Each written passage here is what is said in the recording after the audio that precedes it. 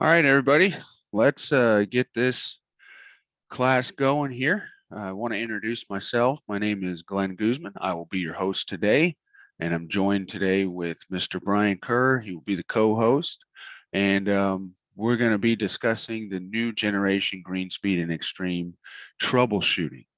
Okay, we did the certification course last week on Thursday, so I noticed some of the names in here are from those individuals that attended last week. Thank you for following up the continuation of this course. In this course, we're going to go more into the troubleshooting of the system. We're going to look at the fault codes and break them down and approach them as how do you troubleshoot this fault code and what does it mean, that sort of thing. So we're excited about this class. Just like last week and any other class that matter for the last couple of years, to receive credit, there will be 4 elements to the class that you must complete. Okay, one is the sign-in sheet. Like I said, we're going to have a QR code, and we will also have a corresponding link shared at the same time. So anytime there's a QR code on the screen, there will also be a link shared in the group chat to that same form that must be completed. Uh, Number one is a sign in. We're going to have 2 quizzes, and then we're going to have a final exam right before the end. Okay, so make sure you guys complete all that. And if you're having trouble along the way, please let us know. Do not wait until the end to tell us you've been having trouble the whole class. All right, that's a little inconvenient at that point and troublesome. So we will get going here. Our agenda today, we're going to break down the service manual. We're going to go through this thing inside and out. We're going to tackle all of the diagnostic codes, the fault codes, and what they mean, and how to approach them, and different things to think about and look for as you are servicing this equipment. Okay. Uh, just like any other class, we have a student resources drive. And what we do is we take all of the materials we use to build the class, all the information that we're presenting today, and we combine it into one drive that's very easy for you to use. So you can scan this code on the screen, you can click the link in the chat, bookmark that link on your device. If we ever make changes to it, then you will have the latest update there. What you're going to get in this student support materials is you're going to have a printout version of this course. What's nice about the printout version is there are speaker notes and different notes that we have in here about the faults that you will not see on the screen. Okay, but you will have that information in the printout version. So I highly encourage you to take a look at the printout version. Okay, and go over that because there's a lot of information and details in the notes that like I said, you're just not going to see on the screen. Okay. Additionally, you will have the service manual in here as well as the install and product data manuals. This class is very in depth. We go into a lot of different details and discuss a lot of different things. So I encourage you guys to take some notes. I know not everybody likes to take notes, and sometimes it can be a lot on your plate, I guess, to be writing stuff down as the speaker is talking about the information. But I can tell you, your memory and everybody's memory, mine included, will fade pretty quickly. They have done a lot of studies that show most people that sit through a training course and do not take any kind of notes whatsoever, they lose about 71% of what they just learned within 4 hours of learning it. Okay.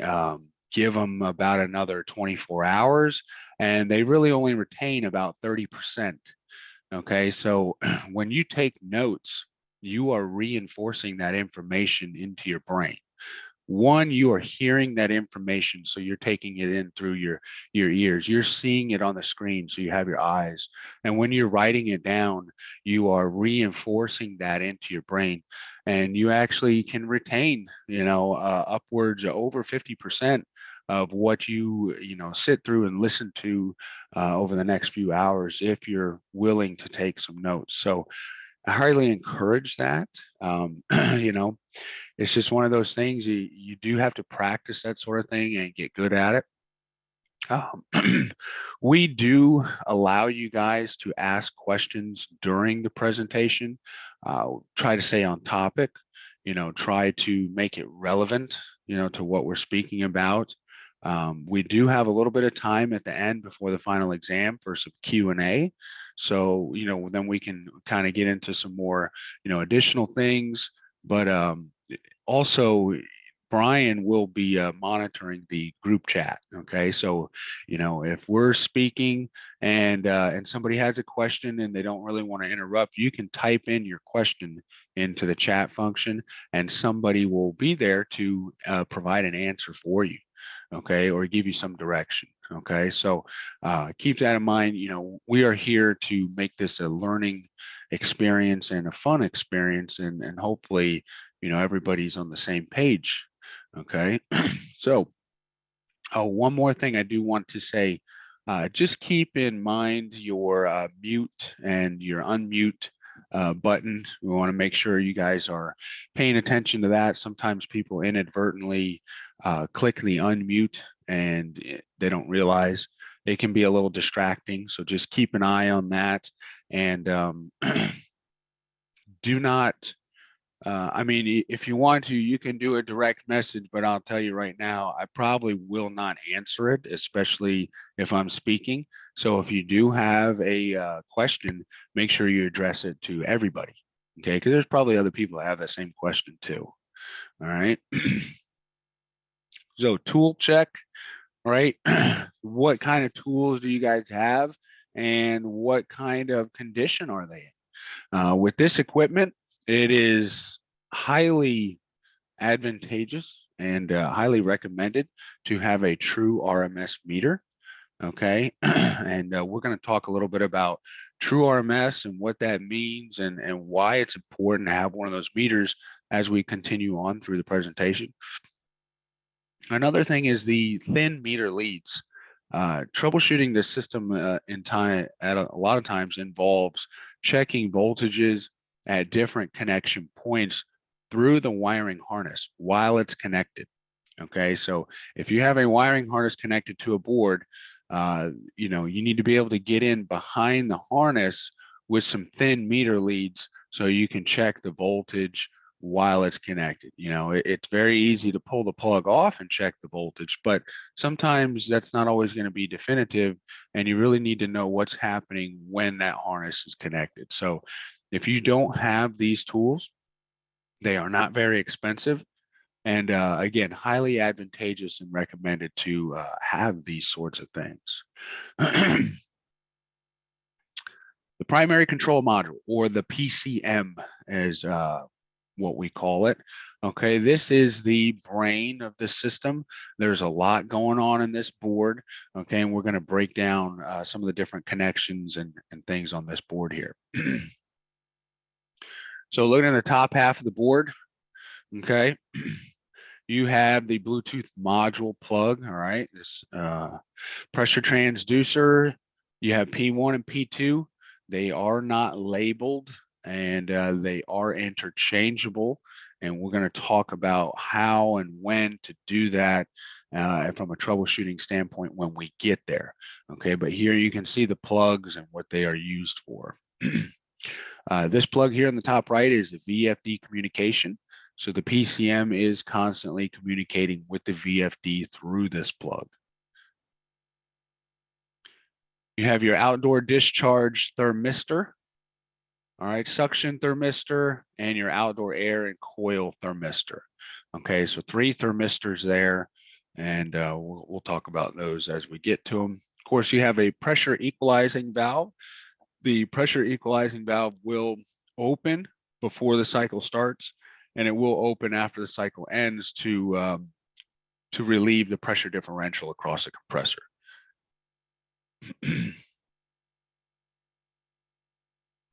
Lower portion of the board, okay, you have your reversing valve solenoid. This is specific to heat pumps. Okay, the plug connection will still be there on a cooling only unit, but you will not have any wires plugged into it. This terminal here is the emergency wiring. Okay, I like to point that out because when I'm talking to guys on the phone about this unit and I talk about the emergency wiring terminal, they have a lot of questions. They don't really understand what I'm talking about. You can clearly see on the board, and it's clearly labeled on the right side, OW, Y2, Y1.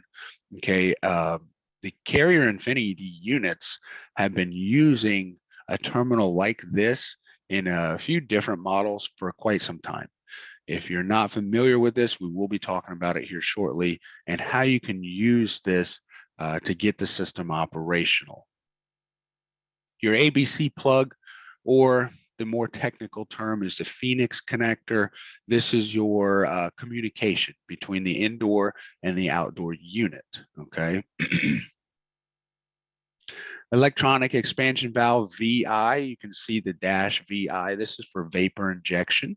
If you remember from the class last week or last time you took the course, the vapor injection circuit is only specific to the 5 tons, okay?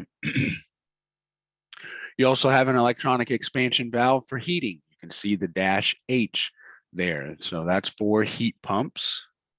Okay, you have several different fuses here, and we're going to talk about what those fuses are for shortly.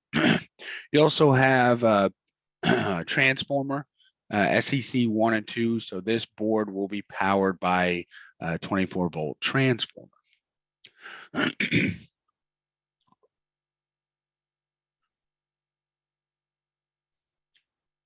Active envelope management. We spoke about this in the class last week, and the active envelope management is how the primary control module keeps the compressor in the happy place.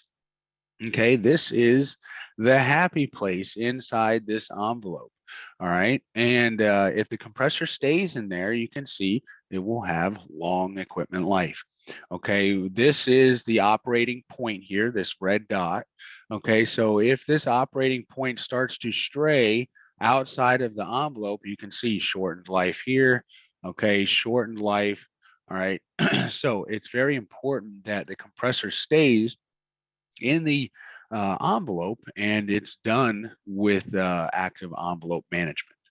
So this board, the primary control module, is looking at all these sensors, transducers, outdoor thermistors. It's got all this information that it's looking at to make a decision on whether or not the unit should protect itself or alter operation to, again, keep the compressor in the happy place. Okay. Here's the wiring schematic. I find the wiring schematic is very helpful for any system for that matter. And here I just want to highlight a few things. You can see the VFD up here at the top. Okay. Power comes in right here, line 1 and line 2. All right, there's a terminal block, and then power is fed to an input filter board. Okay, we showed you some pictures of the input filter board. The filter board is there for protection. Okay, there's some fuses on that board. You'll see a couple different coils and things on that board. That board can fail. If you have, power issues, surges or drops or anything like that that is irregular with the power, this input filter board should be there to protect you. Okay, you could have a case where the input filter board would fail, all right, and you would not have high voltage supplied to the VFD. All right, so you need to look at the wiring schematic and begin your troubleshooting. Do I have voltage here at the terminal block? Do I have voltage going into the input filter board? Is it coming out of the input filter board? And lastly, is it getting to the VFD? Okay, so different points to check and jump down the circuit. One other thing to point out, the high pressure switch, okay? Notice it's connected directly to the VFD. It is not in the PCM circuit, okay? But the VFD is communicating with the PCM through your VFD comms plug, okay? So it is monitoring that all the time. Crankcase heater and a crankcase heater switch. Crankcase heaters are great, man. I think a crankcase heater should be on any compressor, any application, in any environment. So, you know, crankcase heaters are definitely a good thing for compressors. It should always be there. Okay. And then the PCM is pretty straightforward. Once you eliminate a couple other things, you know, transformers giving us 24 volts. We got our Bluetooth board. Okay. P1, P2, these are our transducers. All right. We already talked about the VFD comm plug. You got your sensors on the right side here. These are all thermistors.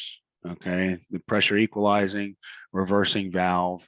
Okay. So it's pretty straightforward. Not a whole lot to this. Okay. And we're going to break it down. Utility curtailment. This would be used if you are wiring in like a switch to shut down the system in times of high use. Usually your utility provider will have some kind of a box next to the unit and it will shut down the system. Or in the case of Infinity, you can go to a lower capacity. Okay. But this is done through a switch, an external switch. Now, if you look, and I'll zoom in here on the left side, you can see the meter leads, okay? Meter leads here. You have UT and IL, okay, for utility, all right? Notice we're checking the voltage here, UT and IL.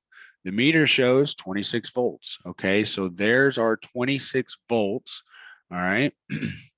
Now here's the switch. The switch would be wired in here, okay? You can wire that switch in. If your, you know, customer wants that done, the switch can be wired in, and then you have to turn on the utility curtailment in the user interface. The unit will either cycle itself off or it'll go to a lower capacity at times of high use. Okay. Long line applications require a liquid line solenoid. All right. And again, you can see the meter leads on the left. Okay. LLS and common. All right. Anytime the compressor is energized, there's 24 volts on LLS, regardless if anything's connected to the terminal or not.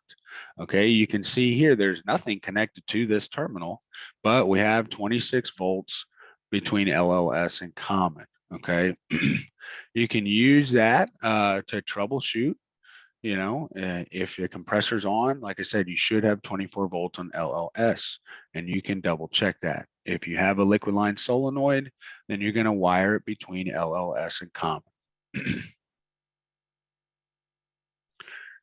So emergency wiring, okay.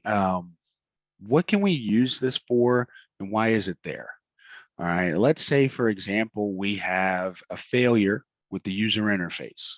Okay, we could put in an emergency thermostat, just a regular two-stage thermostat, and wire the system up and try to get some operation for the homeowner.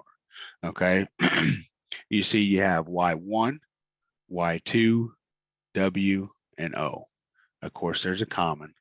No need for R, no 24 volts. The board has its own 24 volt power source. So you would just wire up your own thermostat. Okay. You could bring 24 volts out to Y1, 24 volts out to Y2, and O would give you cooling operation. Okay. Now I do want to back up and show you, we did have 26 volts between LLS and common. There was also 26 volts between UT and IL. I want to say the 26 volts is on the IL terminal on the UT and IL, and that voltage is always there. Okay. If you wanted to quickly troubleshoot the system and just see, hey, does this condensing unit even come on? I could place a jumper from IL to Y1, and the unit should attempt to start. Now, it will probably go into a fault pretty quickly because the blower wouldn't be running and other things like that, but you could at least hear the system attempt to start, make sure it throws a fault code, and then you know, hey, I got a couple things that are working here. The board is working. It did command the unit to come on, and then it went into a fault. That's what it should have done. That's a normal response. Okay, so you can do that just as a quick troubleshooting to kind of eliminate a couple possibilities. Okay, narrow your focus down. There are some LEDs on the PCM. You can see the flashing. You know, there's an on, solid on. There's off, of course. All right, off. You know, it's pretty straightforward. If it's off, do you have 24 volts to the board? You know, check that first. If it's on and nothing's happening, then it's not, you know, receiving a call. It's on standby. You can see equipment standby. So that at least tells you a couple things. Hey, well, I got power, but I'm not getting a signal to run. Okay. One and two, slow flash, it's low and high capacity. Continuous slow flash, equipment operations been interrupted or is being limited, maybe due to a fault condition or something like that. Continuous fast flash, the equipment's in a lockout condition or recall mode. Okay.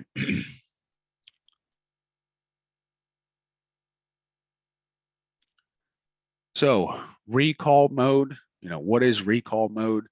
Well, if you have a user interface, and you should, you know, 99.9% of the time, you're probably going to have a user interface unless there's some kind of failure with the interface. Okay. You're probably not going to use this function. All right. But it is there. Okay. Now, what you can do is jump your defrost pins. Notice how I have an alligator clip here, jumping the defrost pins. All right. You don't need to bend them till they touch each other. Just put the alligator clip on there and leave it. Okay. The procedure is to remove power from the equipment, apply the jumper, and then turn power on to the equipment. Once you do that, it's going to enter a diagnostic recall mode. So it will show you the last few faults that are stored in the PCM. And so that way it can help you troubleshoot. Again, if you don't have, or if you have a user interface, you're never going to use this function because you can just go into the last 10 system events and find out what the last fault code was. Okay. I have a little video here. I'll show you. Okay, so right here is the LED matrix. Okay, and we have the jumper in place. You can see over here. And let's go ahead and play the video.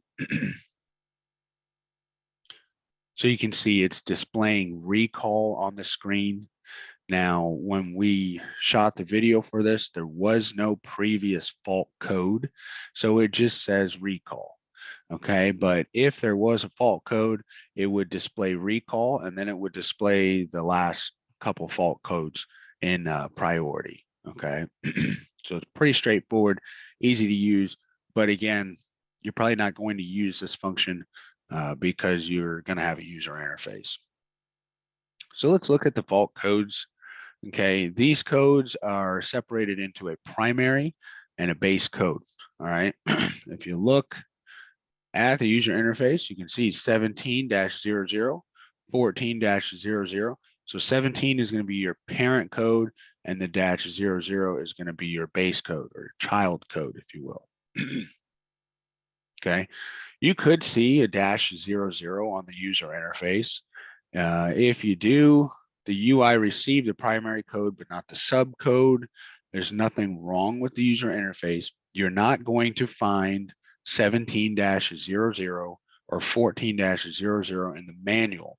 What that was there was a drop in communication when the outdoor unit was sending the code to the user interface. Again, there's nothing wrong with the user interface. It simply came down to a software issue. So if you're looking at a user interface and you see codes, -00, update your user interface software and the code should be resolved. Okay. So let's look at another example of what the fault codes, how they will be displayed on the PCM. So here you can see 1706. Okay, so if you had a case where you went to the user interface, it's at 17-00, just come to the outdoor unit, look at the LED matrix, and it should display the full code. And you'll know a couple things at that point. One, you got to update the user interface software. Two, you have a fault condition with the outdoor unit.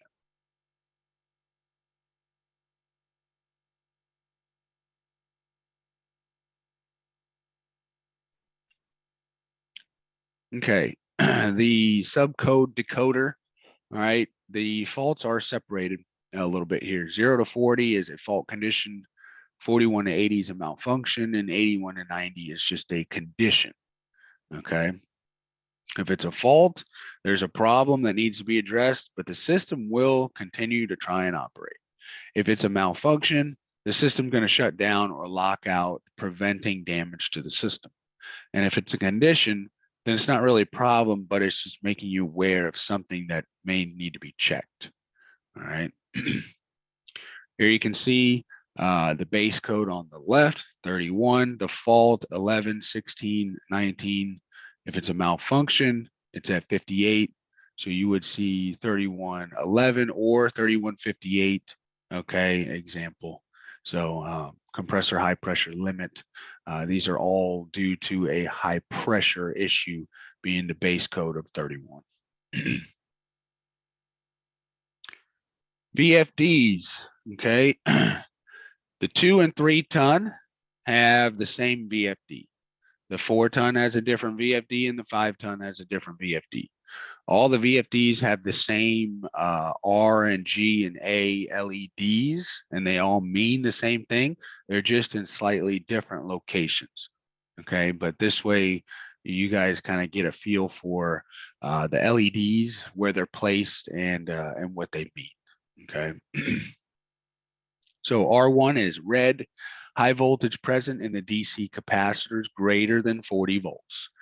Okay, G1, G2, and G3 are all green LEDs. G1 blinks when receiving comm from the PCM. G2 is on when it's a normal condition, off when there's a fault condition. G3 is on, green when the microcontroller relay is closed and the signal is controlled by the PCM. You have 2 amber LEDs, A1 and A2. A1 is on with 12 volts DC, and A2 is on when the main relay is closed. Okay, and we'll point those out. Okay, so here's the 2 and 3 ton VFD. All right. So here's R1, high voltage present in the DC capacitors greater than 40 volts.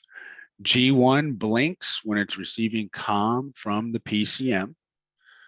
Okay, G2 is on with a normal condition. G3 is on when the microcontroller relay is closed. A1 is on with 12 volts DC, and A2 is on when the main relay is controlled, when it's closed.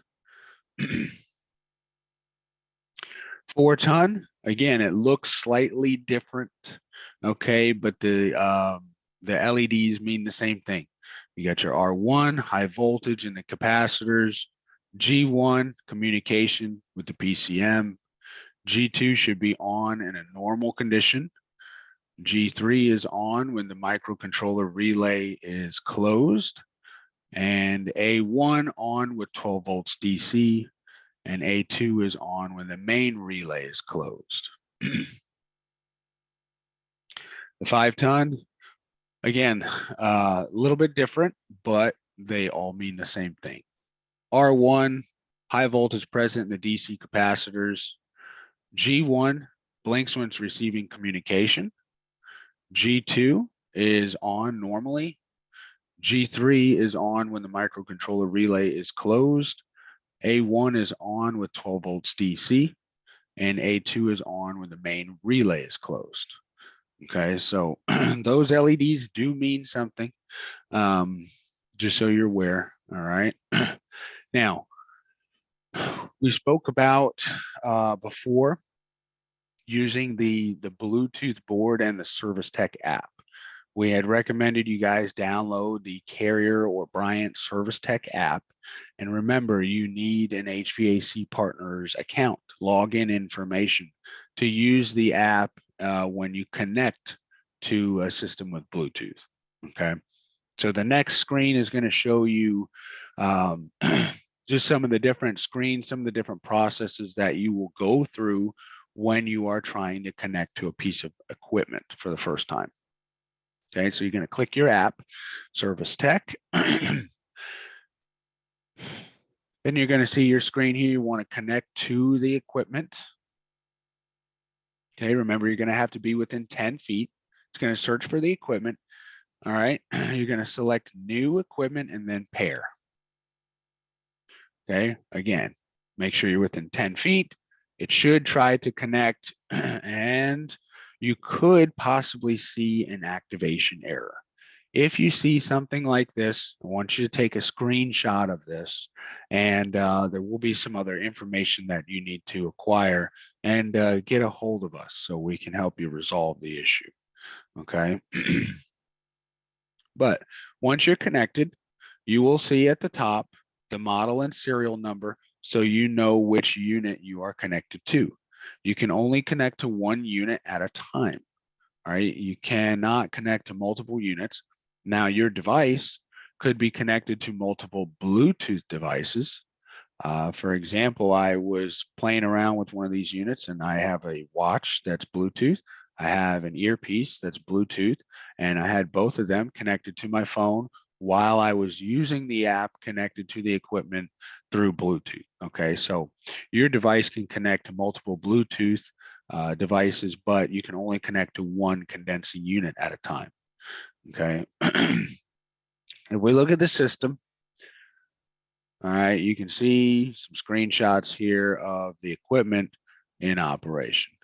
All right, we highlighted some of this info last week: compressor RPM, fan RPM. You know, this stuff's very important for us when we're troubleshooting. Okay, coil temperature, outside temperature. And again, you know, this stuff has to make sense to us. If I am in the cooling mode, right, I'm rejecting heat to outside. There has to be a temperature difference for heat to flow. Therefore, my coil temperature should be above my outdoor temperature. Now, 103, 101, the unit probably just came on in this case. So, you know, you got to allow a little bit of time for that pressure and temperature delta to develop. Okay. If we look at the suction pressure, well, suction pressure is at 138. Suction temperature 67. See, it's calculating my superheat. Well, superheat is okay, 19 degrees. It's probably going to come down again. The unit probably just started. You can tell based on that info right there. Discharge pressure. Okay, discharge temperature. Now there's a discharge sensor on the discharge line. All right, and that is measuring the discharge temperature. Okay, so that is a key piece of information. Superheat directly affects my discharge temperature. Okay, so as my suction superheat increases, my discharge temperature and discharge superheat would also increase. Okay, so the unit's going to use that to protect itself. Okay, scrolling on down here, you can see some more info that's very helpful. Line voltage, AC line current, right? This is the current for the entire condensing unit. DC bus voltage, what is the DC voltage I am sending to my compressor and fan motor? The PFCM and the IPM temperature, these are internal temperature sensors of the VFD. They are not field replaceable. There is a limit. If those things start to overheat, you will get some faults. So it's just kind of monitoring that there. And then, what is your operational status? Cooling, 100%, lockout, low ambient, curtailment.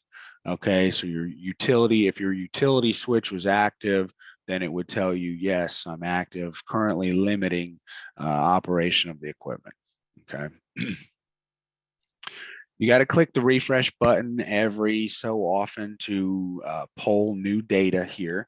As you know, when the system comes on, there's a lot of different moving parts and pressures, temperatures, everything's changing. Okay, and the unit does not update itself in real time. So you got to click the refresh button periodically so you can get new data. Okay. Going back to the app, if you have a firmware update, okay, you can click on the firmware update and it'll tell you, hey, we got a new version of primary control module, Bluetooth, and the VFD. Okay, you want to know what that software update does exactly? Click on the release notes. Click on the release notes, and that'll tell you, well, this version of software is going to do X, Y, and Z. Okay. Looking at the last 10 events, just like the user interface, excuse me, you can see the different faults, 1706, 8206, etc. Okay, it will list the last 10 faults here, just like the user interface does.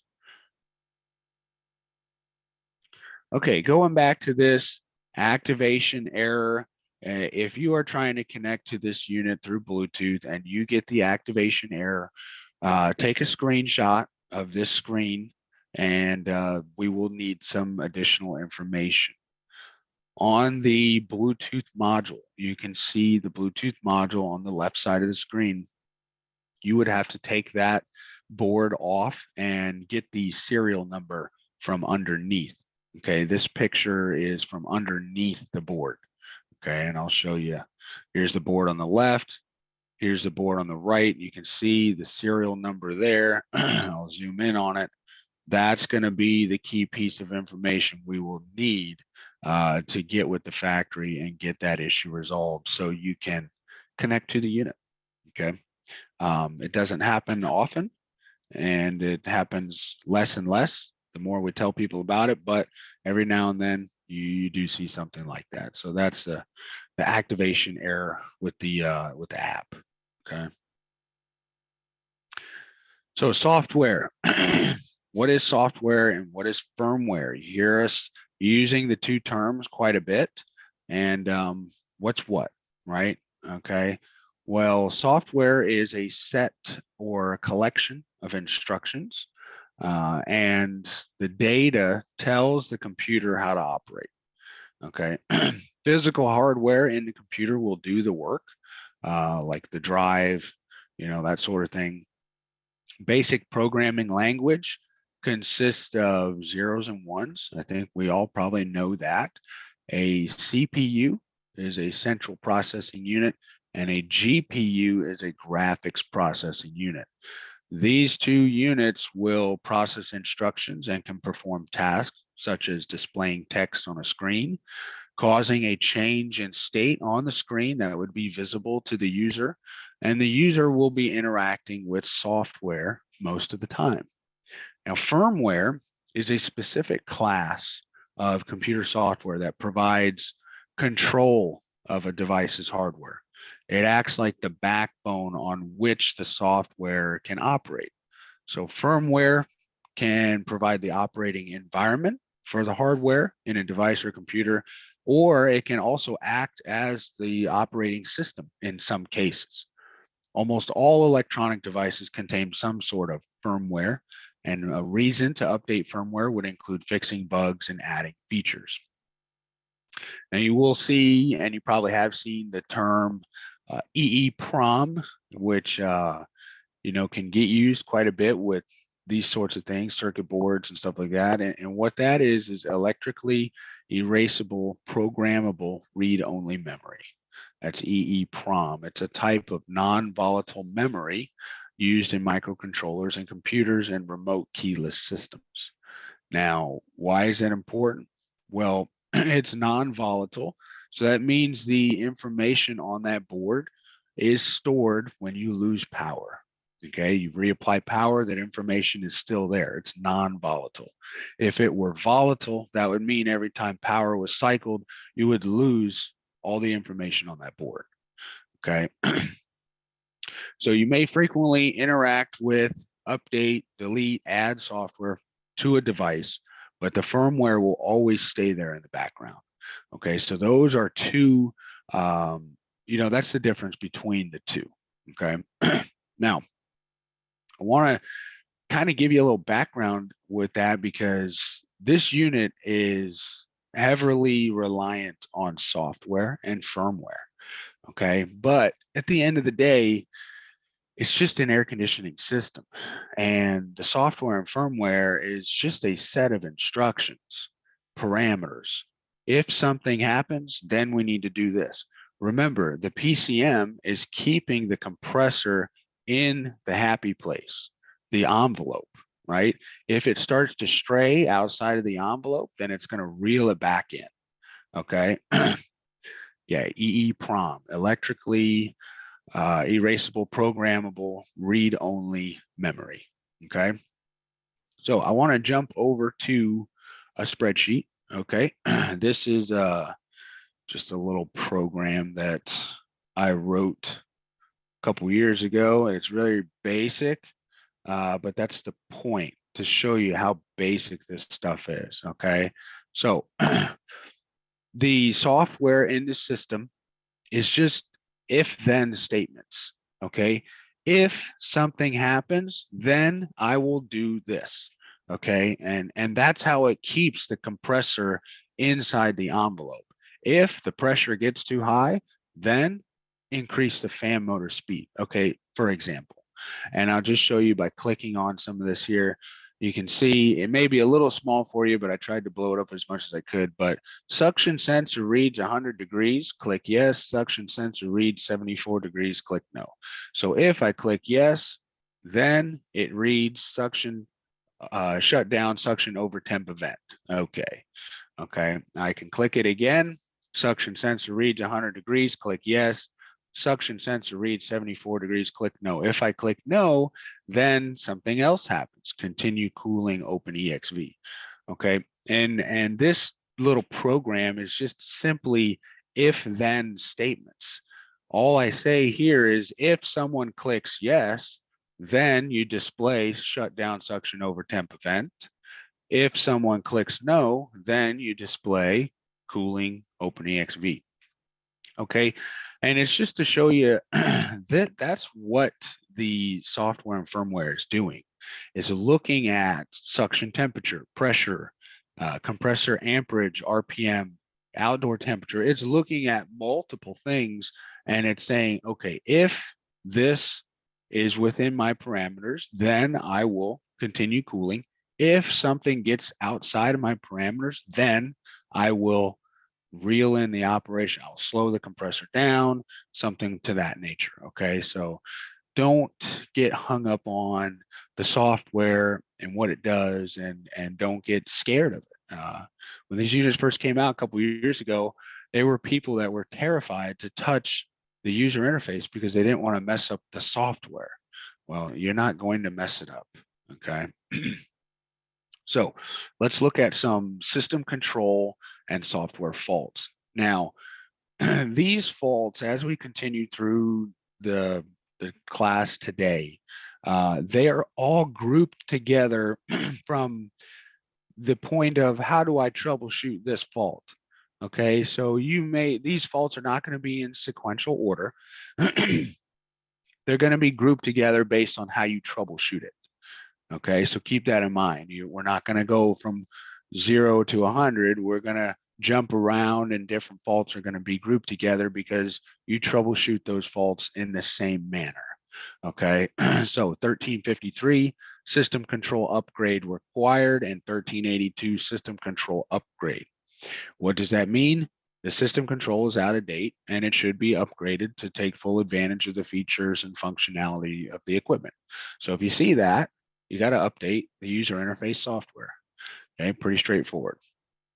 PCM 2626 and 2627. PCM MCU old version, PCM reprogram failure. So 2626 is set when the microcontroller on the installed board is recognized as old. The board should not be used in the field and should be replaced. Pretty straightforward. 2627 indicates that the attempt for the PCM to reprogram itself failed. Technician should confirm the current PCM software against the latest software release. You can do that on our website and through the user interface. To correct, reprogram the PCM manually using the Bluetooth app or the user interface. If it doesn't, and you keep getting the 2627, replace the board. Okay, pretty straightforward. The VFD. 2631, external EEPROM failure.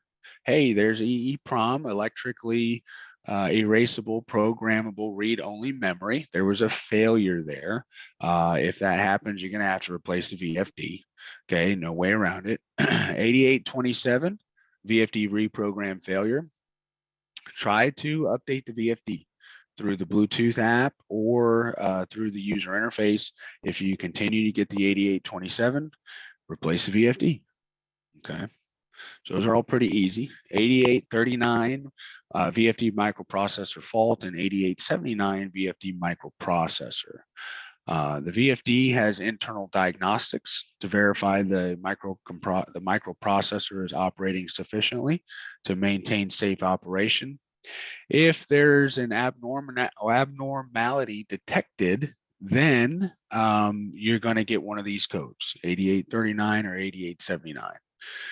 If this occurs, try to reset the VFD, cycle power, make sure it's updated. If you continue to get the fault, you got to replace the VFD. Okay. Line voltage. Okay. Here is a snapshot of a cycle of clean AC voltage. Okay. You can see the peak and you can see RMS. Okay. So this voltage will peak at certain points. Okay. And you can see there is a low point as well. So RMS means root mean squared. It's the amount of AC power that produces the same heating effect as an equivalent DC power source. Essentially, RMS is the effective value. Okay, most multimeters measure RMS assuming a pure sinusoidal waveform. However, that's very rare. Okay, especially in Florida. For finding RMS value of a non-sinusoidal waveform, you need a true RMS meter. So that's why I told you it's very important to have a true RMS meter. Your basic multimeter will read an average voltage, okay, given the perfect sine wave. Okay, if everything's perfect, your run-of-the-mill meter is great, but nothing's perfect. Okay, in the real world, we know perfect is an ideal and is not always obtainable or sustainable for that matter. So you need to know your meter. Never skimp on your tools. Okay, if it costs a little bit more for the true RMS, get the true RMS. It's going to be better for you down the road, especially if you're troubleshooting one of these systems.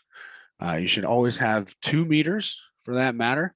I used to carry 3, had a backup from a backup, you know, that sort of thing. So, you know, just keep that in mind. So here is a snapshot of some dirty power. Okay, here's your sine wave. If you have some dirty power, which can happen, you know, what's causing it? You know, loose connections somewhere and on the grid, you know, storms, afternoon storms, lightning, that sort of thing, power dropouts. Utility provider is changing transformers around. That sort of thing can happen, and you will see a sine wave like this. If you have a multimeter, just kind of your run-of-the-mill meter, you're not going to be able to measure anything useful here when this happens. Okay, with a true RMS meter, you would be able to see some voltage fluctuations. Non-sinusoidal waveform. Okay, this is referred to as a square wave. Okay, You see this with PWM, pulse width modulation. So, if you'd have a non-RMS meter, then you will not be able to measure this accurately. Okay, you got to have a true RMS meter for you to be able to put the meter leads on the unit and know what's happening. Okay, and trust your readings. So with a little history on line voltage, we're going to look at 1494 and 1594. That's line voltage low and line voltage high. The line voltage low fault is set when the incoming line voltage drops below 180 volts RMS at any time, or when the line voltage drops below 185 RMS for 5 seconds. Once the voltage increases above 187, the fault will clear. The measurement's actually taken from the secondary side of the transformer. Okay, if you guys are familiar with transformers and how they work, there is a winding ratio. Okay, here's your high voltage coming in here. All right, on this side, there are windings in here, right? We have our transformer, and on the secondary side, there's windings on this side. All right, and the inductance is what provides that secondary voltage. The voltage is directly related to the number of turns on the winding. Okay, and because of this is how this board can interpret a line voltage fault based on a low voltage signal. Okay, that's how the fault is generated. When it sees a change in the low voltage to this board through the transformer, then it'll give you 1494 or 1594. Okay, so that's how the fault is generated. All right.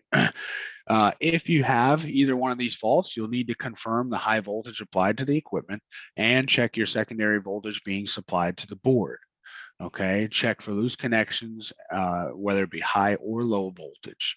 Okay, starting at the disconnect, working all the way to the unit. Okay. Line voltage high, the 1594 is set when the incoming line voltage rises above 285 RMS at any time, or when the line voltage rises above 280 RMS for more than 5 seconds. Once the line voltage drops below these thresholds, the fault will clear. Okay. Further verification, you can find out what the voltage is through the user interface or your app. You can go into the user interface, look at the status of the equipment, and it'll actually tell you what the voltage is being supplied to the equipment. All right, so that can be helpful. If these problems persist and everything is okay with the transformer and board and your power from what you're measuring, then you may need to get a voltage monitor on the equipment, possibly contact the utility provider. Okay, there's our transformer. It is a dedicated transformer. All right, you can see here measuring voltage over here on the secondary of the transformer. You can see what it's displaying on the meter. So you're going to want to measure the secondary and the primary of the transformer. Okay, if you're troubleshooting this faults. The equipment will not operate when these faults are active. Okay, 2871 and 2872, that's fuse 1 and fuse 2 open lockout. All right, so here's fuse 1, bottom right of your fuse bank there. Okay, so fuse 1 is in series with the pressure equalizing valve, the reversing valve, and the Bluetooth board. So if you have a 2871, pull the fuse, inspect the fuse. If the fuse is blown, you want to check the wiring to your Bluetooth board, your reversing valve coil, and your pressure equalizing valve coil. The coils themselves could be shorted, but more than likely it's a short in the wire. Okay, so you want to check all those. The heat pump units will not operate if that fault is active. 2872, fuse 2 open lockout.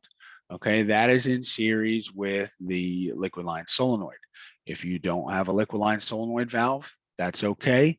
But the fuse will have to be in place Okay, if the fuse is pulled out, it's missing, or for some reason the fuse is blown, then you will get the 2872. The unit will not operate when that fault is active.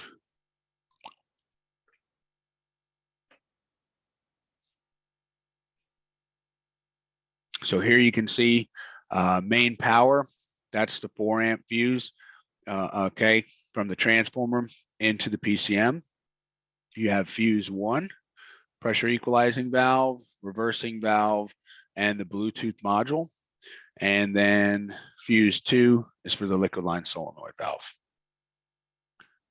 1706, lost Bluetooth communication. This just means that your Bluetooth board, which here at the bottom of the screen, lost communication with the PCM. If this fault occurs, you'll get the 1706. The unit will continue to operate. Okay, it will not shut down because of a Bluetooth communication. You can disconnect the Bluetooth board and you will get the fault, but again, it will not shut down. Okay. If you have this fault, inspect the connections, the plug, okay, at both sides, at the PCM and at the Bluetooth board. Make sure you got power to it. Okay, there's our plug there. You can see 26 volts. All right, and I'll zoom in on it. Okay, so that's on the white and the blue wire there. You want to make sure you got 26 volts or 24 volts, whatever you want to call it, to your Bluetooth board. And I'll go ahead and click on the wiring diagram, and that shows you here. You can see 24 VAC and COM. That's white and blue. Okay, to your Bluetooth board. The equipment will continue to operate with that fault. 1811, indoor coil freeze protection. Okay, this fault indicates the equipment is reducing compressor speed compared to the requested capacity in an effort to prevent ice accumulation on the indoor coil. All right, so what's happening is the suction pressure is getting to a point where it's going to equal around 32, 33 degrees. Okay, if you look at a PT chart, what's that? Probably somewhere around 100 or so, give or take. Okay, when the saturation temperature approaches 32 degrees, then you will get the 1811. It's going to start backing off compressor speed, okay, keeping it in that active envelope, and try to increase the suction pressure. All right. The unit will continue to operate until either the demand is removed or the 3215 fault occurs, which is a low suction shutdown. Okay. Now the 3215 we'll talk about in a little bit, but the 3215, your suction pressure must get quite low. All right. So the unit will continue to operate with an 1811. It's only active in the PCM software version 5.0 or later. So you may not see it on some earlier versions. Basically insufficient airflow across the indoor coil. Okay.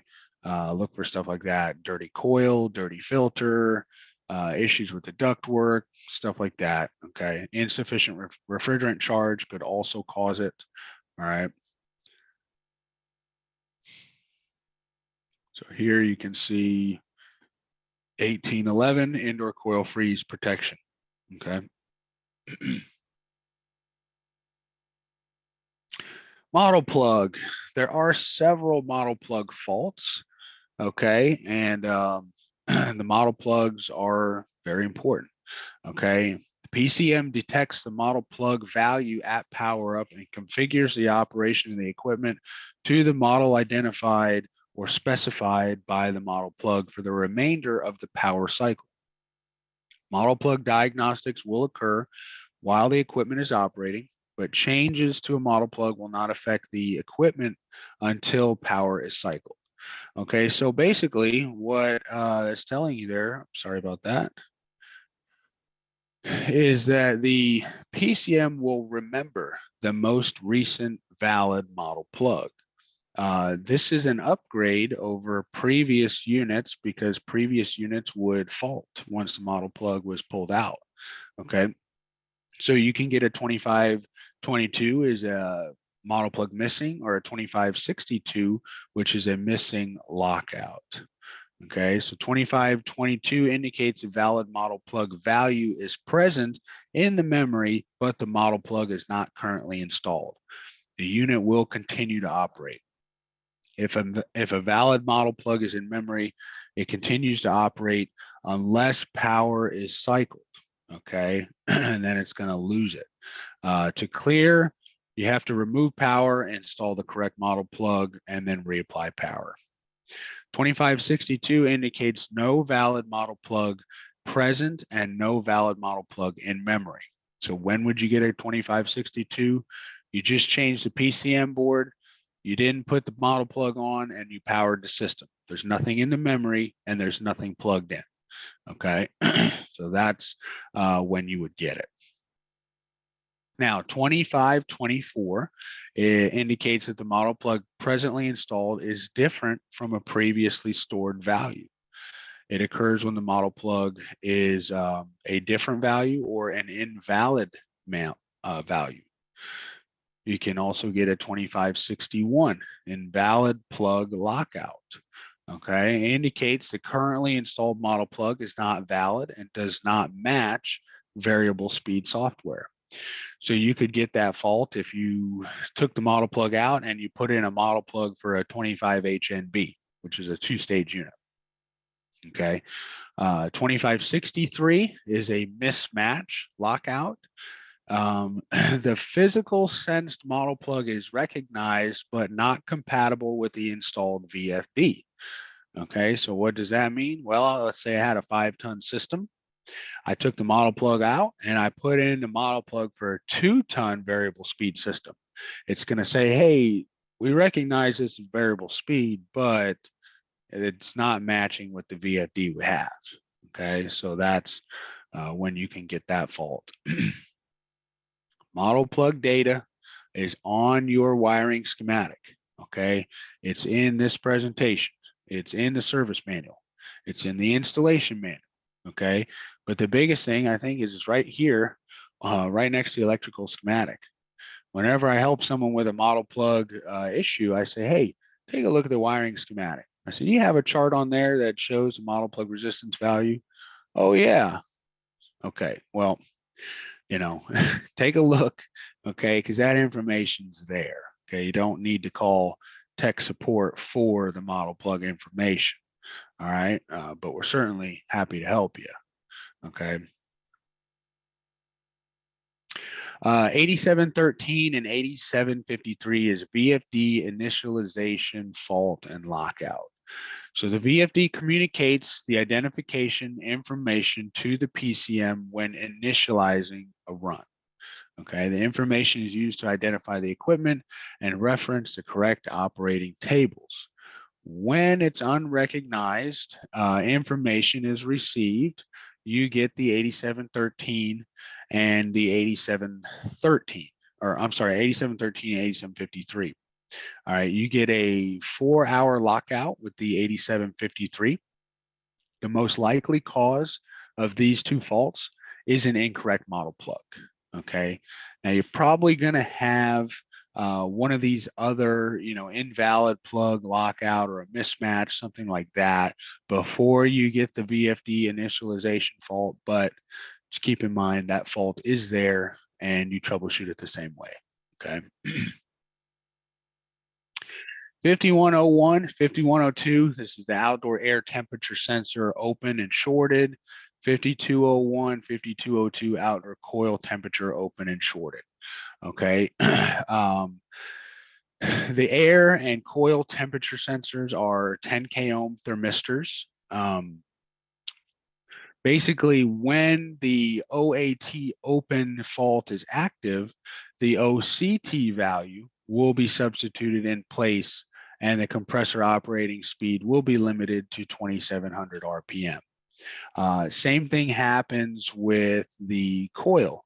If the OCT is open, then it's going to use the OAT value and insert it there. That way the system will continue to operate, okay? Fan speeds will be limited based on the OCT value, and the sensor is monitored continuously. If the resistance is above 465K ohms for 1 second, then you will get the fault. Once the sensor value drops below 465K, then the fault will clear, okay? The system continues to operate, but at a reduced capacity. So you can see down here, these are the wires going to the coil sensor. There's the coil sensor right there, okay? Just a 10K ohm thermistor. Here's your 10K ohm thermistor chart. Right around 77 degrees, it should be right at 10K ohms. And then right around 32 degrees, it should be about 32K ohms, somewhere in that neighborhood. Okay. If you're not sure what the sensor is actually reading, pull it off and ohm it out. Okay. Don't use continuity meter, use your ohm meter. Okay, understand ohms and what they mean. I think I asked some guys last week, what does K ohms mean, right? So K ohms is thousands of ohms. Okay, I get a lot of guys I speak to all the time. I say, well, what's the ohm value on that? You know, whatever we're checking. And they say, well, I'm not reading anything. I said, I don't know what that means. It's either going to be OL, which is open line, or you're going to have some kind of value. You know, you can't have nothing. You know, I don't know what that means. So keep that in mind. Know your meter, okay, and know what this information is. So it will operate at a reduced capacity. 5341 is an outdoor suction thermistor open, and 5342 outdoor suction thermistor shorted. Okay, you can see the suction thermistor here. All right. Now this pipe is the suction line. Okay. True suction line, it comes up and then dumps down into the accumulator before it goes into the compressor. So we are measuring suction temperature here. Okay. And that sensor needs to be in the correct location. Same troubleshooting procedure. It is a 10K ohm thermistor. You will have cooling operation if this sensor is open or shorted, but no heat pump heating, okay? And the reason is because the suction thermistor is used with the EXV to control superheat in the heating cycle, okay? If you have an issue with the outdoor suction thermistor, one of the key things you need to remember and look for is suction temperature. Okay, you will show a 47-degree suction temperature. Okay, so if you are doing some diagnostics or checking this system out and you read your suction temperature and let's just call it, 55 degrees, and you come inside, you look at the user interface and you see 47 and it doesn't deviate from 47 at all, okay, look for the sensor. Okay, is the sensor there? Is the sensor missing? Is it possibly open? Is it possibly shorted? Okay, you troubleshoot it like any other 10K ohm thermistor. Now on the cooling only units, when they first came out, there was no suction temperature sensor. Okay, so you would have 47 degrees displayed there all the time. They started putting the sensors on those units. So there's probably just a handful of them that are out there without a sensor. From factory, okay? So again, your 10K ohm thermistor curve, pretty easy to troubleshoot 10K ohm sensor, okay? 5401 and 5402, this is an outdoor discharge thermistor, open or shorted, okay? I'm pointing to the discharge thermistor here. Okay, that's on the discharge line. All right, now notice there's a zip tie there. That is a thermally rated zip tie, okay, because that discharge line can get quite hot at times, 140, 150 degrees or so, and it has to be able to withstand that temperature.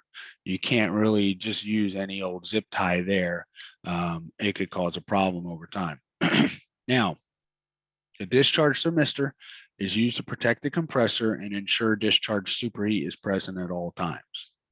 When you have the ODT open malfunction, 47 degrees will be substituted by default. The sensor is monitored continuously, and if resistance is above 310 K ohms for 1 second, the malfunction will occur.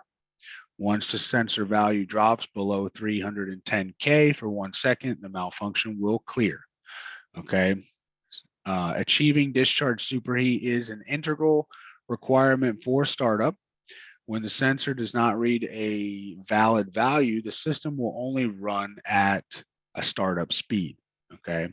So you have to have some discharge superheat built up. The system has to see that before it begins running at a higher capacity. Okay. So again, 47 degrees is what you're looking for. If your unit doesn't seem to be going above, 2000 RPM or so, then hey, start checking your sensors. Is something, holding this thing off? Now, if you got an ODT shorted fault, then same thing, 47 degrees will be substituted by default. But what they're looking for here is 670 K ohms. Okay, if the sensor resistance is below 670 K, then you will get that fault. And once it rises above 670, then the fault will clear. Okay. You always want to confirm what the system is seeing and what your meter is seeing. Okay. Now we have a temperature and resistance chart here. Okay. Temperature is on the left. Outdoor air, outdoor coil, outdoor suction thermistor. These are all 10 K ohm thermistors. Now the outdoor discharge thermistor is a 50 K ohm thermistor. Okay, so you can see the temperatures change the resistances change as the temperatures change. All right, so if we are at 100 degrees, okay, my coil, air, and suction thermistor would be 5.8 K ohms. The outdoor discharge would be 29 K ohms. Okay, so you can use this chart to help you get in the right neighborhood and see if you're reading correctly. System continues to operate, but at a reduced capacity.